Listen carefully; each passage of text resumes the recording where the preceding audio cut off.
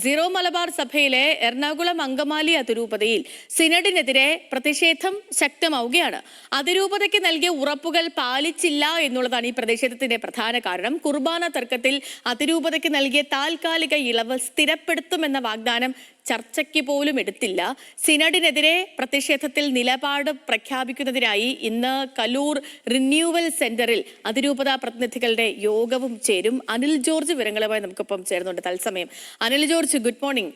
ഇന്നിപ്പോ എന്ത് തീരുമാനം പ്രതീക്ഷിക്കണം അനിൽ ജോർജ്?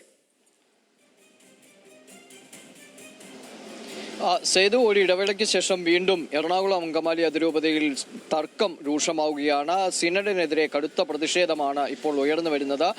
കുറച്ച് നാളുകളായി അൽമായ മുന്നേറ്റവും അതുപോലെ തന്നെ അതിരൂപത സംരക്ഷണ സമിതിയും ഒക്കെ മൗനത്തിലായിരുന്നു. പ്രത്യേകിച്ച് ആർച്ച് ബിഷപ്പ് ജോസഫ് പാംബ്ലാനി അതിരൂപതയുടെ ഭരണ ചുമതലയിൽ, വികാരി ജനറലിന്റെ ചുമതലയിൽ വന്നതോടുകൂടി ഏതാണ്ട് സമവായം എന്നൊക്കെയുള്ള നിലയിലേക്കായിരുന്നു കാര്യങ്ങൾ പോയത്. എന്നാൽ സിനഡ് ഇത്തവണ പറഞ്ഞു പറ്റിച്ചു എന്ന ഒരു നിലപാടിലേക്കാണ് കാര്യങ്ങൾ പോകുന്നത്. എറണാകുളം അങ്കമാലി അതിരൂപതയ്ക്ക് 2 സഹായമെത്രാന്മാരെ നൽകും എന്ന കാര്യം അവർ ഉറപ്പ് നൽകിയിരുന്നു. പക്ഷേ സിനഡ് പുരോഗമിക്കുന്നതിനിടെ ആർച്ച് ബിഷപ്പ് ജോസഫ് പാംബ്ലാനി വൈദികരുടെ ധ്യാനത്തിനെത്തുകയും ആ ധ്യാനത്തിൽ വെച്ച് നിങ്ങൾക്ക് ഇത്തവണ മെത്രാപ്പോലിത്തമാർ ഉണ്ടാവില്ല എന്ന തീരുമാനം അറിയിക്കുകയും ചെയ്തു. സിനഡിനിടയിൽ ഇത്തരത്തിലുള്ള ഒരു സിനഡ് രഹസ്യം പോലും വന്ന് പറഞ്ഞതിനെതിരെ പാംബ്ലാനിക്കെതിരെയും വലിയ തോതിൽ പ്രതിഷേധം മറ്റു ഭാഗത്തു നിന്ന് ഉയരുകയും ചെയ്യുന്നുണ്ട്. ഇതിന് പറഞ്ഞ ഒരു കാരണം എന്ന് പറയുന്നത് വത്തിക്കാൻ പ്രതിനിധി ഇന്ത്യയിൽ ഇല്ലാത്തതിനാൽ ലിസ്റ്റ് കൊടുക്കാൻ കഴിഞ്ഞിട്ടില്ല എന്നതാണ്. പക്ഷേ അതേ സാഹചര്യത്തിൽ തന്നെ കോട്ടയം രൂപതയ്ക്ക് 3ാമതൊരു സഹായമെത്രാനെ കൂടി സിനഡ് തിരഞ്ഞെടുക്കുകയും ചെയ്തു. ഇത് കടുത്ത പ്രതിഷേധത്തിന് ഇടയാക്കുകയും ചെയ്തിട്ടുണ്ട്.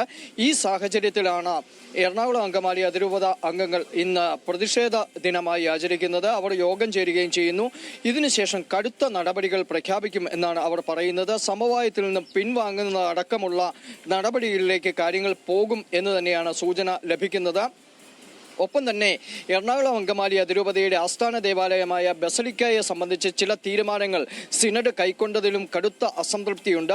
ഇവിടെ സിനഡ് കുർബാന നടപ്പാക്കാനുള്ള ശ്രമം നടത്തുന്നു എന്ന ആരോപണം അവർ ഉന്നയിക്കുകയും ചെയ്യുന്നു. ഇത് തെരുവിലേക്ക് ഒരു സംഘർഷമായി മാറും എന്ന കാര്യം ഉറപ്പായി കഴിഞ്ഞിട്ടുണ്ട്. കാരണം ബസലിക്കയുമായി ബന്ധപ്പെട്ട തർക്കങ്ങളും അതുപോലെയുള്ള പ്രശ്നങ്ങളും വലിയ തോതിൽ സംഘർഷത്തിലേക്ക് പോയിട്ടുണ്ടായിരുന്നു.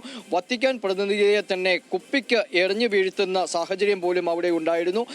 സമാനമായ നിലയിലേക്ക് പള്ളിത്തർക്കം തെരുവിലേക്ക് വലിച്ചിഴക്കപ്പെടുന്ന ഒരു സാഹചര്യം ഉണ്ടാകുമോ എന്ന് സഭാ നേതൃത്വവും ആശങ്കപ്പെടുന്നുണ്ട്.